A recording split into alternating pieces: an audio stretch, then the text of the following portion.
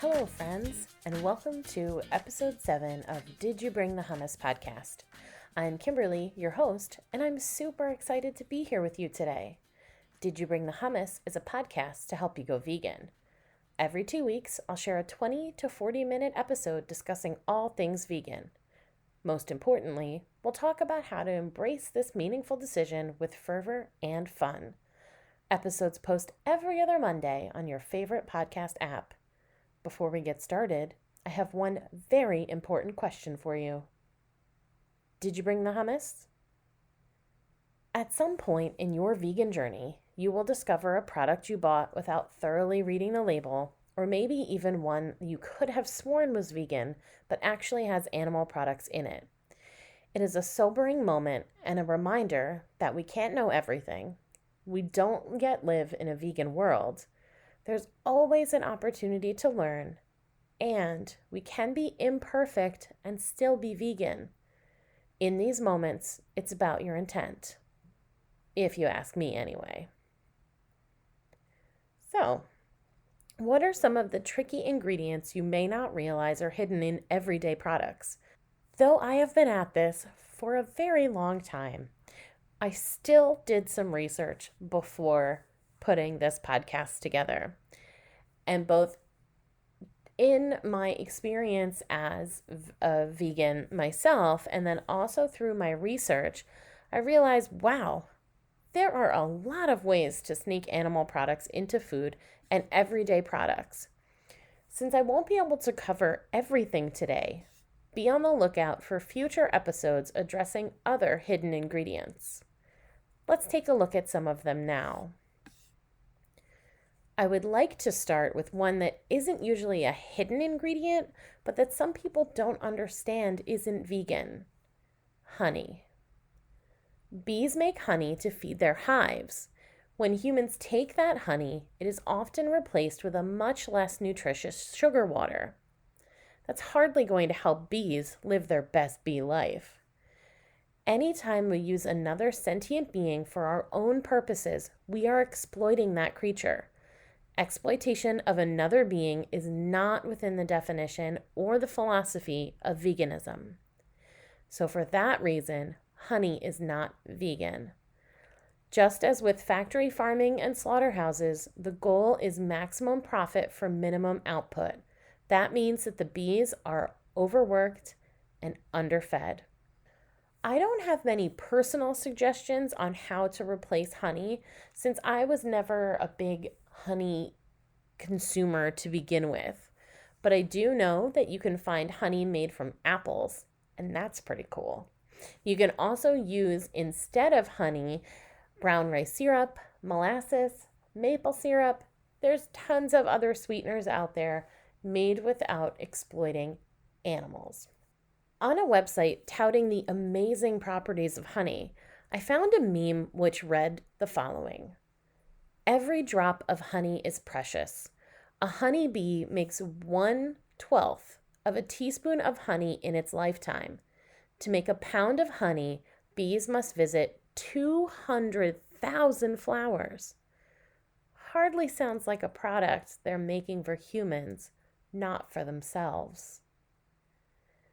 Can you imagine spending so much of your life focused on creating this one little thing to help your family and those around you in your community, to keep them nourished, to keep them alive? You do all this work, and then someone else just swoops in and takes what you've created. Sure, they're going to give you something in return, but it's a lesser quality, it's not as nourishing, it's more detrimental than helpful. How does that feel to you? While we're talking about bees, let's cover beeswax quickly too. Beeswax is created by worker bees. The bees, they go out and they forage for pollen and nectar, and they pass the nectar and the honey to other bees who can process it, they consume it and turn it into wax.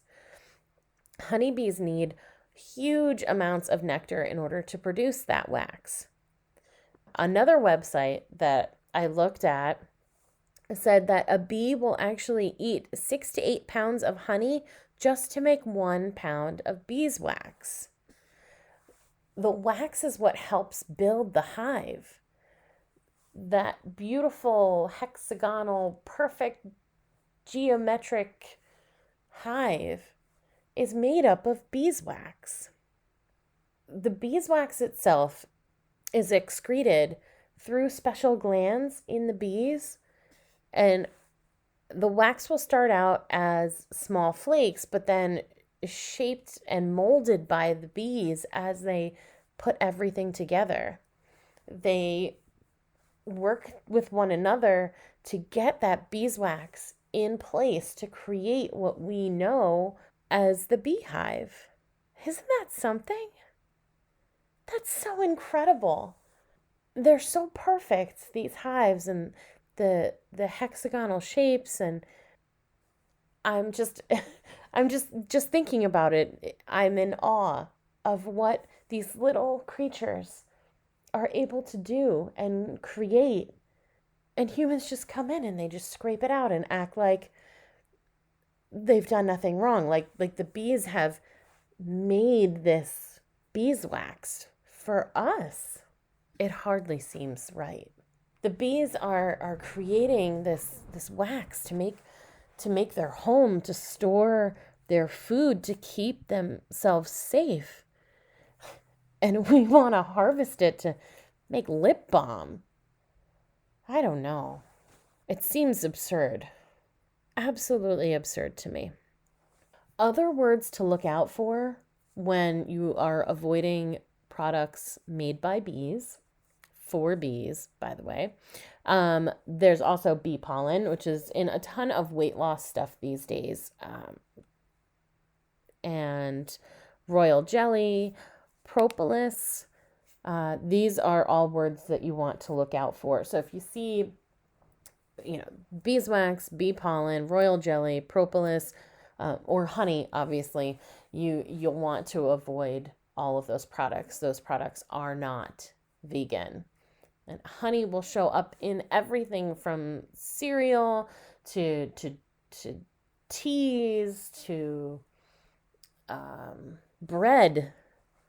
So many times I thought, oh, this bread sounds great, and I get through the ingredients list, and then there's honey, and I have to put it back. So keep an eye out again for honey, beeswax, bee pollen, royal jelly, and propolis. Another item that will show up in products, and you will read the label and likely ask out loud, why is there milk in this? Potato chips. There are potato chips that have milk in them. Why? I don't know. But what it does, I'm unclear. If there's a food scientist out there listening to this right now who would like to explain to us why milk shows up in things like potato chips, I'd love, and I'm not talking about cheese flavored potato chips. That makes sense to me. It says it's cheese flavored, there's milk in it. I can put that together. But there's one that I can think of. I can't think of the brand, but it's definitely a salt and pepper potato chip, which, oh my gosh, that sounds so good. Salty, spicy, wonderful. Milk. Why? I don't understand. Anyway, putting that out there, if there's a food scientist who would like to come on and explain to us exactly why we put milk in things that absolutely do not need milk, I would love to hear that. And I think all the listeners would benefit as well. Milk products are not just listed as milk. Casein is a milk derivative. Caseinate is a version of that milk derivative. Whey, that's a big one. You find that in so many things, from protein powders, and not just the ones that say whey in huge letters on the front.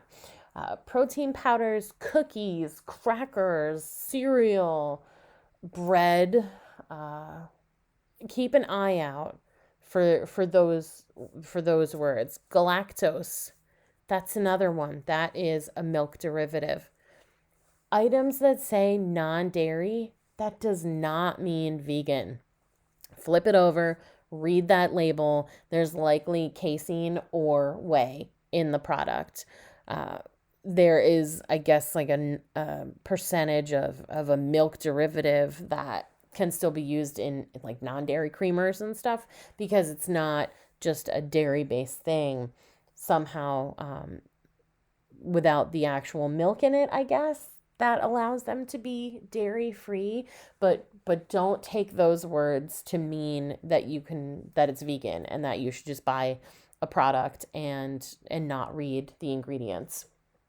Always read the ingredients. I have definitely been fooled by what I thought were vegan cheeses. Everything about the cheese screamed, I'm vegan. And then I flip it over and I read the ingredients and I see that there's casein in it. And there have even been, there was an almond milk cheese that came out years ago. And I don't know if I missed the word casein in the ingredients, or if I just took it at face value that it was vegan, but I brought it home and when I went to make something with it, I was opening the package, I looked at the ingredients again and saw there was casein in it. So I didn't eat it. I'm pretty sure that I gave it over to someone who would eat cow cheese. So having casein in the almond milk cheese was not an issue for them. So it's easy to be tricked, and sometimes, let me not say tricked. I take that. It's easy to miss or to assume, right? If we're in the grocery store and we know that chow cheese, follow your heart, Daya, we know those are vegan, and then we see a new cheese or one like Go Veggie. I don't know if everything in their line is vegan now, but it wasn't always. I've definitely picked up some Go Veggie that actually was vegetarian, not vegan.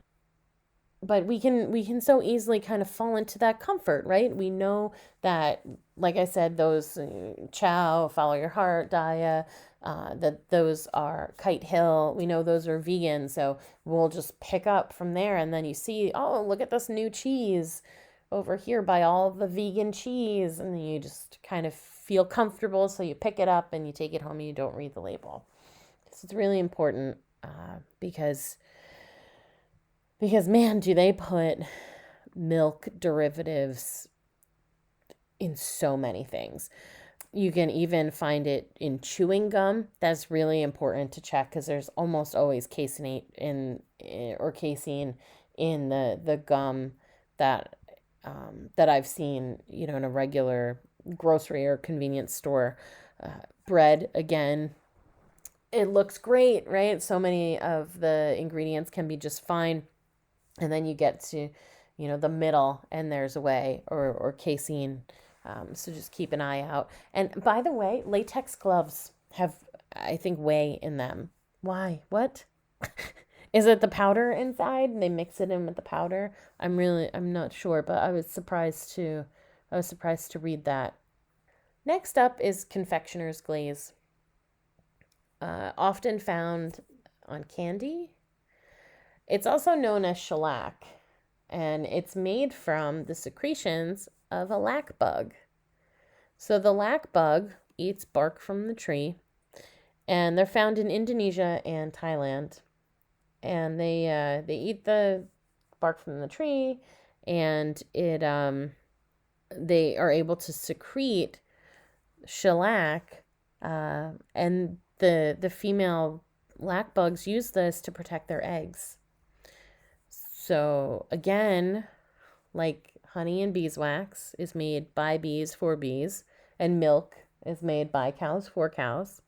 Shellac or confectioner's glaze is made by lac bugs for lac bug eggs. The way that it's harvested is that humans will go in and scrape the shellac off of the trees. Makes you wonder how many of those lac bug eggs also wind up in the shellac that's being harvested. And I'm sorry, they feed on the sap from trees, not the bark. They feed on the sap from local trees in Indonesia and Thailand, and then they secrete the shellac onto, to protect their eggs. The secretions, when they're scraped off the trees, they're dissolved in like an ethanol mix, which also probably means that eggs and maybe even the mama lac bug herself, there's risk that they're being dissolved in that ethanol mix as well.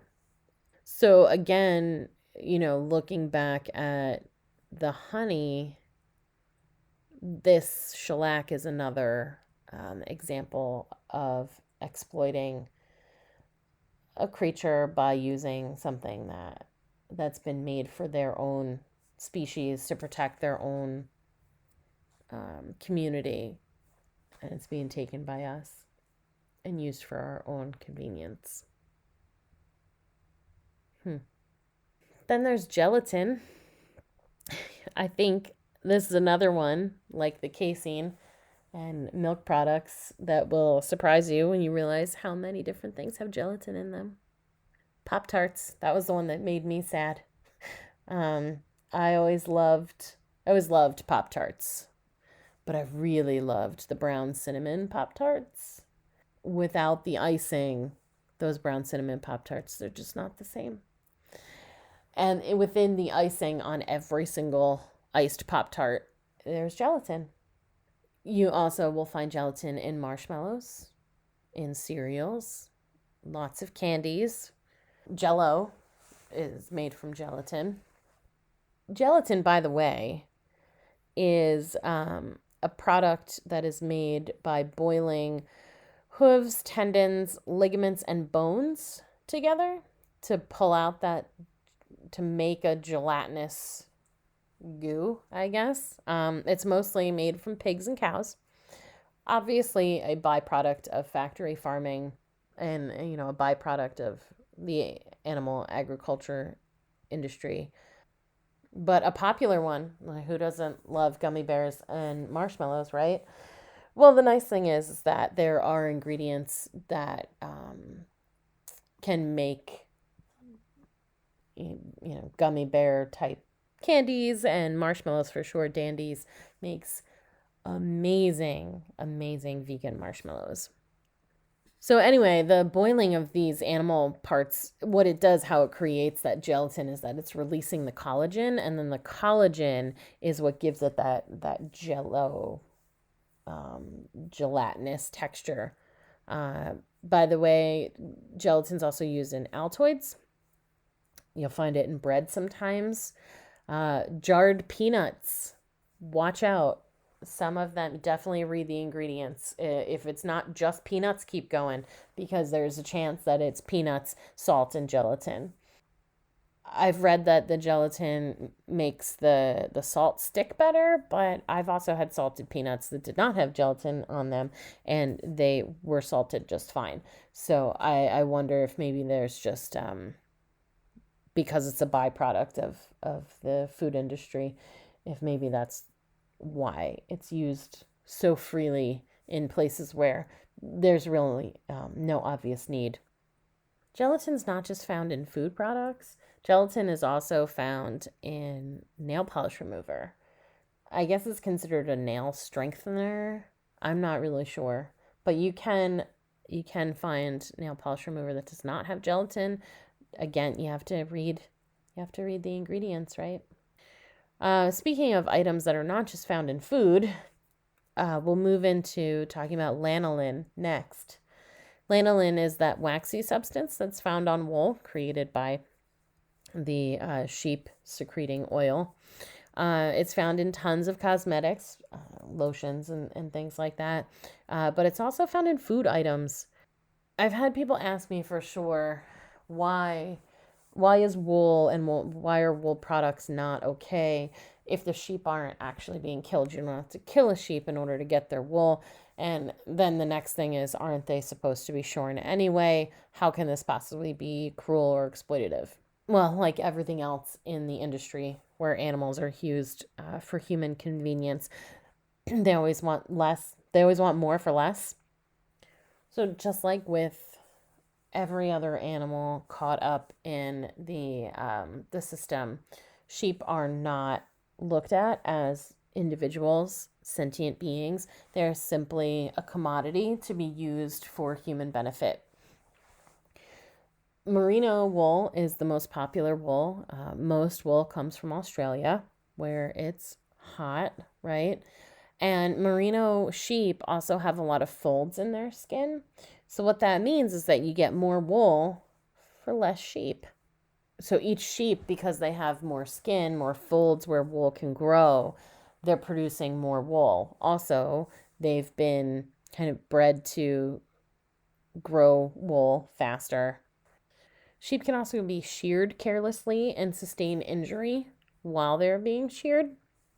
You know, just think about any time that you have carelessly shaved either your face or your legs, your underarms, some more sensitive areas of your body.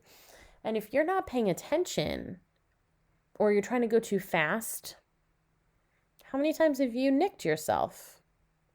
Think about that, how easy that is for that to happen. These when the workers who are not being paid well, they're expected to work quickly without consideration to who they are working on. Sometimes the sheep will get cut when they're being shorn. Another thing about wool production is called mulesing. So sometimes what can happen is if the sheep has been cut while they are being shorn, or sometimes their wool is so plentiful that urine can get trapped in the wool and attract flies. Sheep can suffer from what's called fly strike. What will happen is the flies will land on that cut or in the wool where there's a lot of urine. They're drawn to that and they'll lay eggs. And now the sheep can end up with the maggots in the cuts, or living in their skin, burrowing into their skin. And so what some farmers will do, it's called mulesing, and they will actually cut a piece of from the backside of the sheep and leave an open wound to attract the flies there so they can contain it more easily. And so the flies will go to one place instead of too many places. And so it's easier for the farmers to control. It's really painful. Sheep are sentient beings. They can feel when they've been injured. They can feel when they are infested with bugs. For a sweater, some warm socks. It hardly, for some lotion for your skin, to add some D3 fortification to your orange juice. Does that sound worth it to you? Like an even trade-off? Since I just mentioned lanolin in your orange juice, I'll quickly touch on those fortified orange juices. You have to definitely keep an eye on orange juice that is fortified, or anything that doesn't say it's just oranges, or anything with claims on the front of extra vitamins or whatever. Make sure that you don't just pick that up and take it home. You wouldn't expect that there would be a need or a way to get animal products into your orange juice, but folks, they've done it. So if they are fortified and they have omega-3s, D3 is vitamin D3 is animal based and often used in fortification of foods, and D3 is the one that's made from lanolin or fish oil. D2 is the D vitamin that is made from plants. So if you get something with D2 in it, you're okay. D3 you'll want to avoid for sure. Next up, anchovies. You'll often find anchovies in Caesar dressing, a lot of the prepackaged Asian sauces that you'll find in your regular grocery stores. It's also in Worcestershire sauce and some barbecue sauces. So you really have to keep an eye out. If you're looking to make Caesar salad dressing, my favorite recipe is from Isa Chandra Moskowitz Veganomicon. She's my favorite vegan chef, so you're going to hear her name a lot through these podcasts. But in Veganomicon, she has an amazing recipe where you get that tang, really, from what I guess typically would be anchovies, capers. It really gives you a nice salty tang, and it's just incredible. The dressing's amazing. I love it, and I think I'm going to have to make some soon. But anyway, I was really shocked by the barbecue sauce. I did not expect that there would be anchovies ever in barbecue sauce. I always just kind of thought, really molasses and hickory and those kinds of flavors were really kind of the base of the barbecue sauce. And so to find one that had anchovies in it was like, whoa, okay. See, so you're always learning, you're always finding, new things. Oddly enough, one of the barbecue sauces I like the most, the name is going to throw you. It's bone sucking sauce. Yeah. Yikes, right? So offensive as a vegan, but it's really good. I like that one a lot. And there's no anchovies in that one. Worcestershire, you can find a couple of vegan versions of that, but don't buy a regular standard brand of Worcestershire because they're all made with anchovies in them. And finally, for this episode anyway, want to talk about isinglass, which is fish bladder. Where you'll find that used is in alcoholic beverages, mostly beers and wines. And a lot of beer is actually vegan. There's a great site that's been up for so long, like I want to say at least a decade, called Barnivore. And you can go to Barnivore and you can either search through their lists or you can actually just type in, if you're looking for a specific beer or wine, you want to check on that, just type that in and it will pull it up if they have the information on their site. And what they do is they'll send emails or messages to the various companies to inquire about, which of their products are vegan and which ones are not, so that they can kind of make sure that people know which ones are vegan friendly and which ones are not. Isinglass is not actually an ingredient that is in the beer or wine, but it's used to filter it. So while you won't find isinglass as an ingredient in any beer or wine that you might be drinking, it is still used in the production. And so with that, there's still an exploitation there. There's still an animal being killed and part of its body being used for another purpose. So again, that would make it not vegan.